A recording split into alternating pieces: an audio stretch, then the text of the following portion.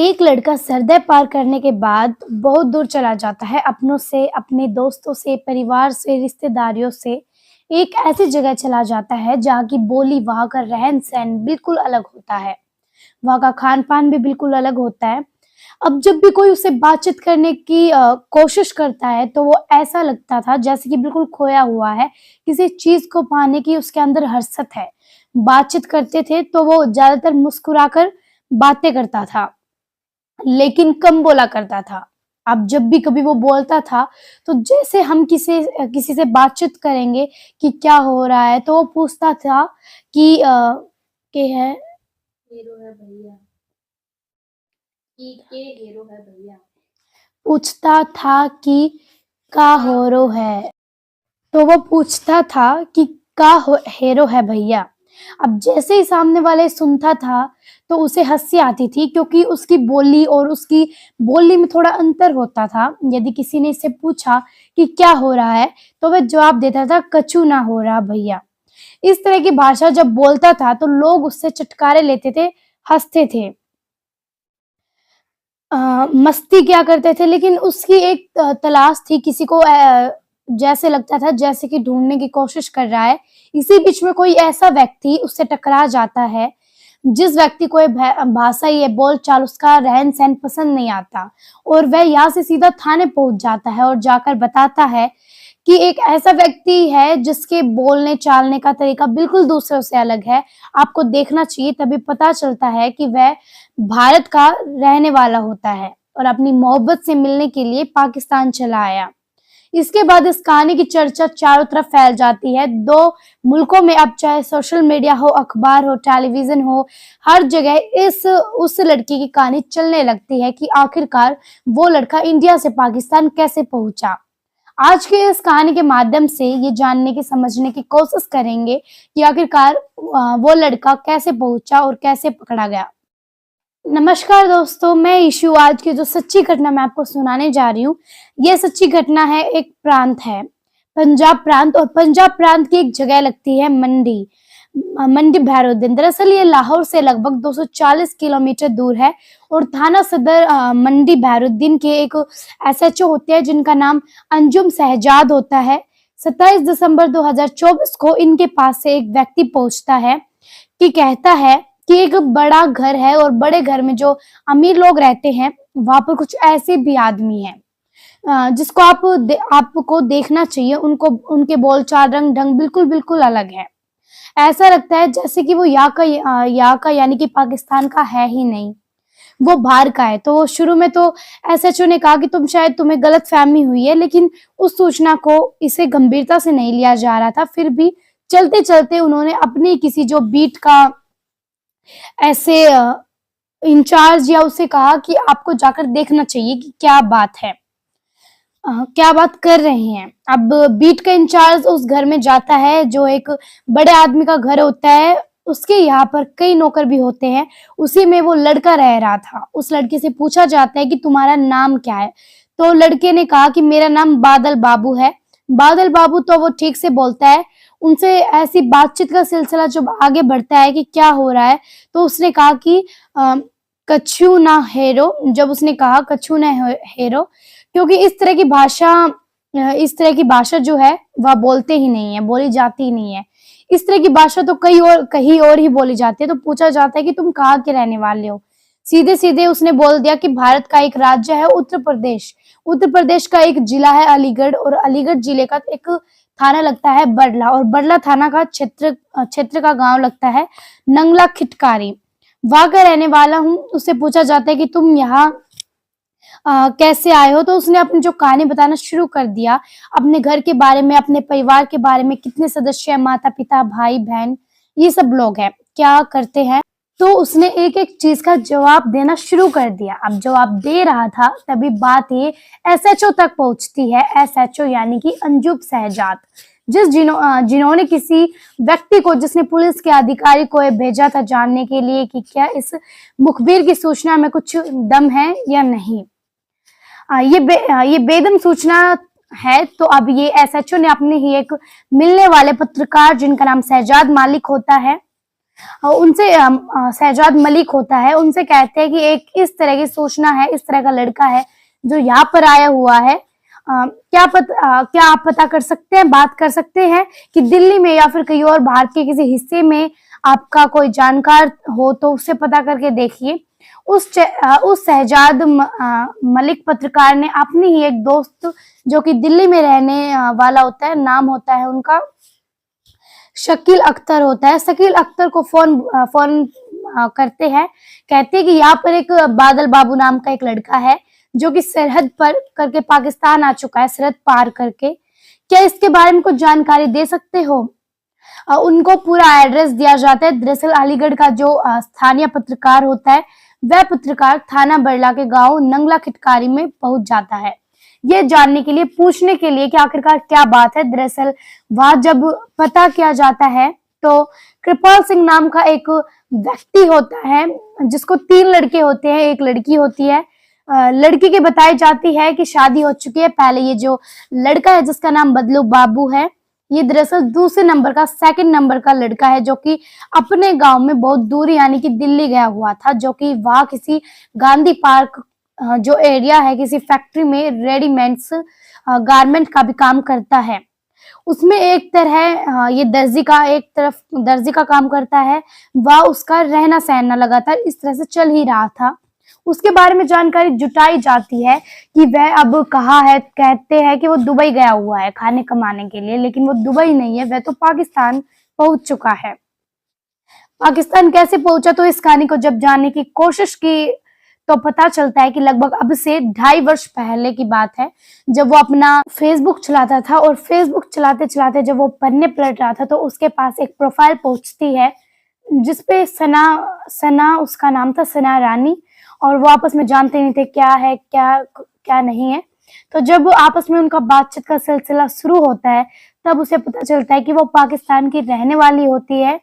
पंजाब ग्रांत का एक इलाका लगता है, मंडी बहरुद्दीन, उधर का ही एक मांग एक जगह गांव लगता है, वहां की वो रहने वाली है और एक धार्मिक घराने से उसका ताल्लुक है।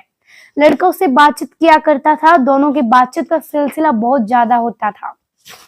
लड़का लड़की को जब वक्त मिलता था दोनों एक दूसरे से अपने सुख दुख की बातें शेयर कर लिया करते थे। लेकिन इसी बीच में लड़के ने क्या सोचा कि लड़की को क्यों ना सरप्राइज दे दिया जाए, उसे मिला जाए, बातचीत की जाए। अगला आमने सामने होंगे तो कुछ अलग ही बात होगी। अब जैसे बात मिलने की आती है तो उसने पाकिस्तान जाने का निर्णय ले लिया, फैसला कर लिया। लेकिन पाकिस्तान जाने के लिए वीजा होना चाहिए, पासपोर्ट होना चाहिए। अब ना उसके पास वीजा था और ना उसके पास पासपोर्ट था। जैसे गदर फिल्म आई थी कि सनी देओल वो कहता है कि अगर उसको वीजा नहीं मिलेगा, उसको अगर पासपोर्ट नहीं मिलेगा तो क्या पाकिस्तान नहीं जाएगा। बादल बाबू के दिमाग में भी इस तरह की बात आती है और वो उसने सरहद पार करने की जो पहली कोशिश थी, वो पहली कोशिश में वह नाकाम हो जाता है। उसके बाद उसने फिर कुछ दिन के बाद दोबारा दूसरी कोशिश करता है, तो दूसरी कोशिश में वो नाकाम हो जाता है। एक दिन अपने परिवार की बुआ के पास बैठा हुआ था, उनसे बातचीत कर रहा था। बुआ जी, एक बात बताओ, मैं दुबई जाके काम करूं और वहां से पैसे भेजूं, घर की स्थिति तो बहुत अच्छी हो सकती है। दरअसल घर की स्थिति बहुत ही खराब है, गरीब लोग हैं, अपने कमाना खाना बस ये जिंदगी चल रही है। बुआ ने कहा ये तो अच्छी बात है, लेकिन बुआ से बातचीत करते करते उसने कहा कि बुआ, अगर मैं पाकिस्तान चला जाऊं तो कैसा रहेगा। तो बुआ कहती है कि तू पागल हो गया है, पाकिस्तान तू क्या करेगा। लेकिन बुआ को उसने पूरी कहानी नहीं बताई थी क्योंकि उसे सना रानी नाम की एक लड़की से जो मोहब्बत हो गई थी, फेसबुक से जो मिलना जुलना था, तो अब बुआ जी से तो इतनी बात थी। लेकिन उसके बाद उसके दिमाग में आता है कि क्यों ना अब निकला जाए, तो वो उसी टाइम सरहद पार कर देता है, यानी कि वो पाकिस्तान पहुंच जाता है। और पाकिस्तान पहुंचने के बाद बताया जाता है कि दीपावली से 2-3 दिन पहले यानी कि 30 अक्टूबर 2024 को उससे एक आदमी से बोलचाल हो जाती है, उससे थोड़ी बातचीत हो जाती है, तो उससे वो बात करता है। लड़की उसको छिटक देती है, उससे नाराज हो जाती है कि मैंने तो शादी का कोई भी वादा नहीं किया था, मैंने तो कोई भरोसा नहीं, मतलब मैंने तो नहीं कहा था कि तुम इंडिया से पाकिस्तान आ जाओ, मैं तुमसे शादी करना चाहूंगी। इस तरह की वो बातें करता है। लड़का परेशान हो जाता है, उसे लगता है कि शायद ये दूसरी बार मान जाएगी, तीसरी बार मान जाएगी। इस तरह से भूखा प्यासा परेशान रहता है, किसी की उस पर नजर पड़ जाती है। जब उसे भूखा प्यासा देखते हैं तो कहते हैं कि एक बड़ा आदमी है, बड़े आदमी के यहाँ नौकर की जरूरत भी है, तुम्हें कोई एतराज ना हो तो तुम वहां जाकर रह सकते हो। वहां जाने के बाद अब उसने रहना सहना शुरू कर दिया। कम बोलता था, जब भी बात करता था मुस्कुराकर बात करता था, धीरे से बोलता था ताकि कहीं उसकी आवाज, उसकी बोलचाल से कहीं पता न चल जाए कि वह ये जानता था कि जिस तरह से वह भारत से पाकिस्तान आया है, यदि किसी को पता चल गया तो शायद जरूरी जाहिर सी बात है कि वह जेल जा सकता था। लेकिन इस तरह से यह दावा किया जाता है, बताया जाता है, अगर मीडिया की माने तो लगभग 2 महीने से वह पाकिस्तान के उस इलाके में रह रहा था और किसी पर उसकी नजर नहीं पड़ी कि वो कहाँ से आया है। लेकिन उसकी बोलचाल की वजह से, उसकी भाषा की वजह से किसी को शक होता है और वो पुलिस के पास बात पहुंच जाती है। पुलिस उसे पूछताछ करती है और पूछताछ के लिए उसे हिरासत में लेती है। उसके बाद पाकिस्तान विदेश अधिनियम 1996 की जो धारा होती है 13 और 14 के अंतर्गत उसके खिलाफ मुकदमा दर्ज कर लिया जाता है। मुकदमा दर्ज करने के बाद उसको 14 दिन की न्याय की हिरासत में लिया जाता है, ताकि यह जानने के लिए कि वो ऐसा तो नहीं है कि भारत में यह कोई ऐसी साजिश के तहत आया हो, किसी हो सकता है पाकिस्तान को नुकसान पहुंचाने के लिए आया हो। 14 दिन तक उससे पूछताछ होगी और यह पूछताछ की तारीख तय कर दी जाती है। 10 जनवरी 2025 को यह कंप्लीट हो जाएगी। 10 जनवरी 2025 के बाद, यानी कि उसकी गिरफ्तारी के बाद, यदि कोर्ट में चार्जशीट दाखिल हो जाती है और यह भी साबित होता है कि सना रानी ने ही इसको बुलाया था, उसको उकसाया था, तो जितनी सजा इस व्यक्ति यानी कि बादल बाबू को होगी, जिसकी उम्र लगभग बताई जाती है 20 या 21 साल के आसपास, उतनी सजा सना को भी हो सकती है। लेकिन हो सकता है कि सना के प्रति वहां पर रियाद बढ़ती जाए और बादल बाबू के खिलाफ कार्रवाई हो जाए। यदि उस पर आरोप सिद्ध हो जाते हैं और वो कोर्ट में अपना पक्ष ठीक से रख नहीं पाता है, तो जाहिर सी बात है, ऐसे पता चलता है कि लगभग 10 साल की सजा उसको हो सकती है। यानी कि उसको सीमा पार करना, उसको दूसरे देश में गैर कानूनी तरीके से, क्योंकि अगर जाने का तरीका होता है, पासपोर्ट हो या फिर देश अनुमति देता है कि आप वीजा आपको मिल चुका है, जितने दिन का होता है उतने दिन वो रह सकता है, वो मेहमान के तौर पे तरह रह सकता है। वो अपना अपना वहां पर जो भी टाइम होगा उसके में भी अपना घूम सकता है, कहीं भी जा सकता है। तो इस तरह से जब वो वहां चला जाता है गैर कानूनी तरीके से, क्योंकि अब उसमें जांच पड़ताल चल रही है, कोर्ट डिसाइड करेगा कि आखिरकार उसको कितनी सजा होनी चाहिए या नहीं होनी चाहिए। लेकिन जैसे ये बात उसकी माँ, उसके पिता, उसके भाई, उसके परिवार, उसके रिश्तेदार, उसके आसपास के गांव के लोगों को पता चलती है, तो सब लोग बड़े हैरान हो जाते हैं कि एक सीधा साधा सा वो बालक आखिरकार उसको क्या बनी थी कि उसने फेसबुक से मोहब्बत कर बैठता है और मिलने के लिए पाकिस्तान पहुंच जाता है। किसी ने इस बात की कल्पना नहीं की थी। उसके जो बुजुर्ग माँ बाप है, परेशान हाल में सीधा एसएसपी के पास 3 जनवरी 2025 को पहुंच जाते हैं।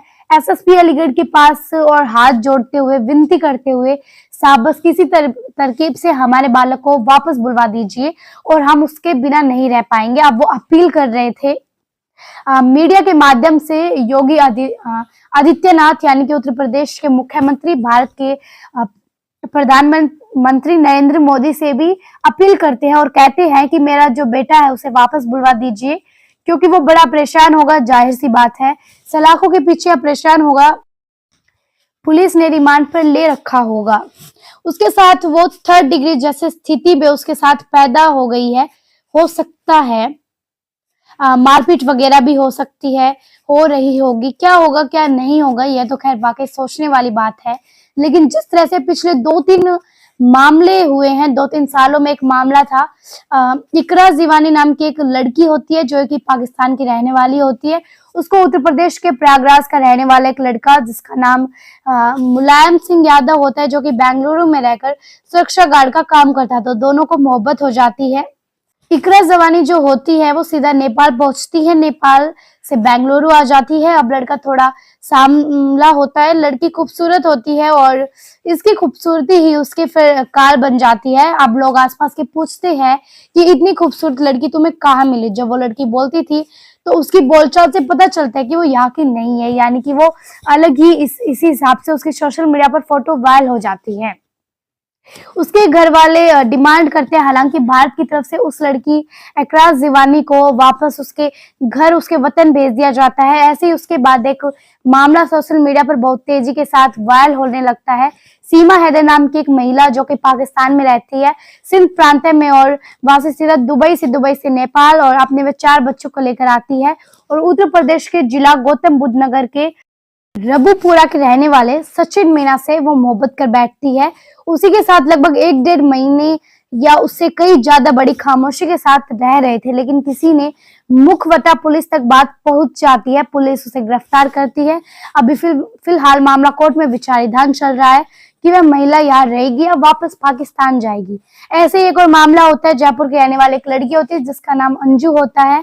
अंजू को पाकिस्तान के रहने वाले एक व्यक्ति जिसका नाम नसरुल्लाह होता है, उससे मोहब्बत हो जाती है और वह सीमा पार करते हुए, यानी कि वो होती है एक लीगल तरीके से वीजा प्राप्त करती है और वीजा प्राप्त करने के बाद सीधा पाकिस्तान पहुंच जाती है और नसरुल्लाह से वह निकाह भी करती है। निकाह करने के बाद कुछ दिन बाद जब तक उसकी वैलिडिटी होती है तब तक वो वहां रहती है, उसके बाद फिर भारत वापस आ जाती है। लेकिन यह जो कहानी है सना रानी की, साथ ही बादल बाबू की, यह कहानी कुछ ऐसी है कि उन कहानी से बिल्कुल इतर है, बिल्कुल अलग है। उन कहानी में मोहब्बत थी, एक दूसरे के लिए मरने पीटने वाली बात थी, लेकिन यहाँ जो बादल बबलू है एक तरफा मोहब्बत के चक्कर में पाकिस्तान जाकर खुद को इतना बुरी तरह फंसाते हैं कि वह कभी वापस आ भी पाएंगे या नहीं, इसके बारे में तो कुछ कह नहीं सकते। लेकिन माँ बाप बहुत ज्यादा परेशान हैं, इसलिए कुछ भी इस तरह का कदम उठाने से पहले हजारों बार सोचना चाहिए ताकि कोई गलती ना हो जाए। जय हिंद, जय भारत।